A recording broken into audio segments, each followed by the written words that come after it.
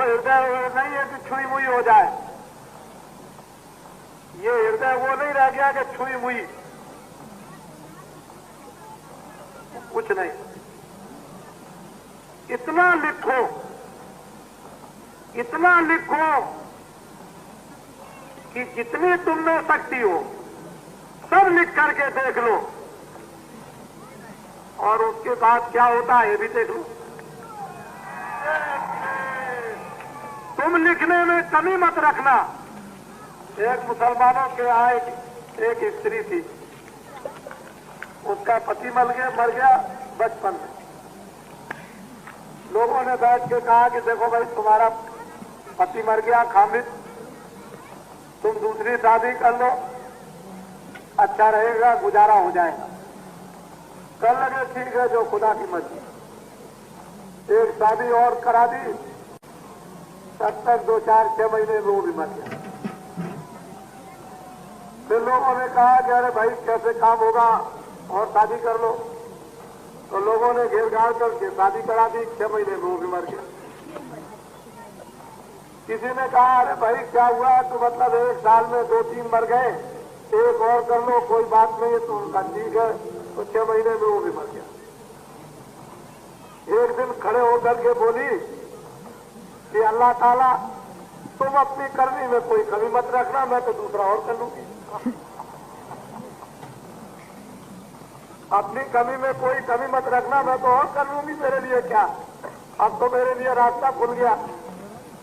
तो कहने का आप अपनी करनी में कोई कमी मत रखें, मेरे लिए क्या है, गंगा जी का घाट है, इधर नहीं और तरफ जाऊंगा, उधर को खिसक जाऊंगा, मेरे लिए क्या, मेरे लिए कोई नहीं। तो नर नारी बच्चे बच्चियों, आपके द्वारा कुछ काम होने वाला है।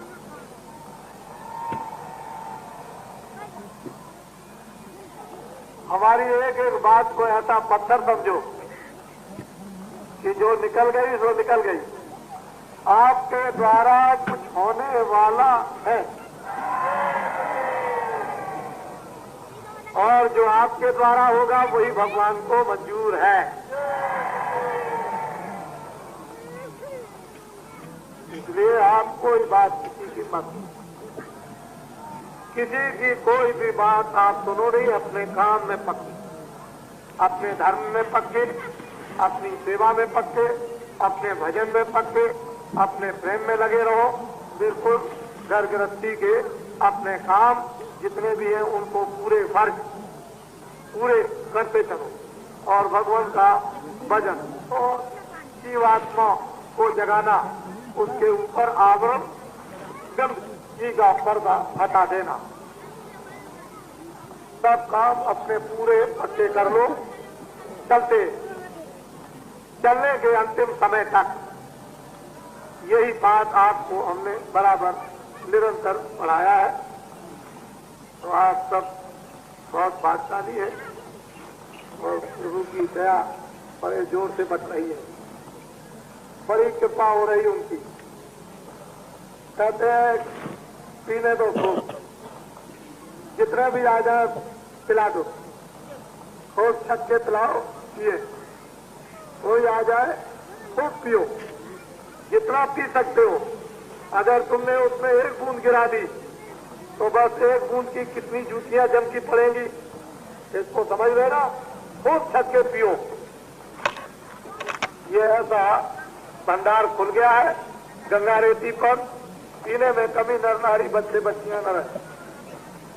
और ये तो आप जानते ही हैं, गांववासी क्या होते हैं उन्हें तो भगवान मालूम नहीं।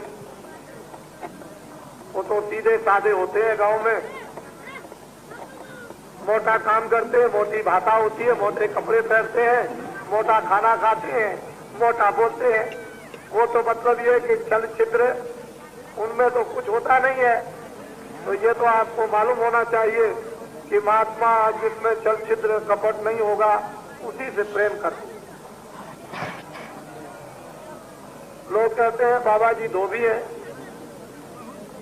राम भी तो धोबी थे, कृष्ण भी धोबी थे, बड़े बड़े पापी और दुराचारी और अत्याचारी और हत्यारों को गीद अजामिल, आपकी किताबों में लिखा हुआ है, गीद अजामिल हत्यारों को, उनकी मन को, उनकी बुद्धि को, उनके चित्त को, उनके अंतःकरण को, उनकी आत्मा को धोया और धोबी नहीं तो क्या है?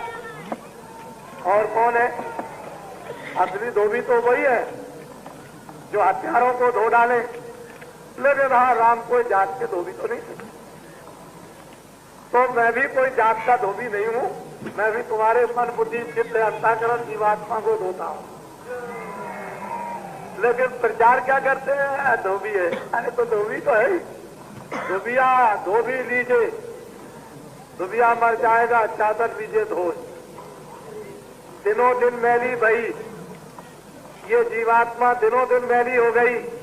अरे धोबिया चला जाएगा, ये सूरत रूप की चुनर चादर तू जल्दी से जल्दी धो ले और ले ले वो साबुन कि जल्दी से तू अच्छे रगड़ा, बाहर रगड़ा।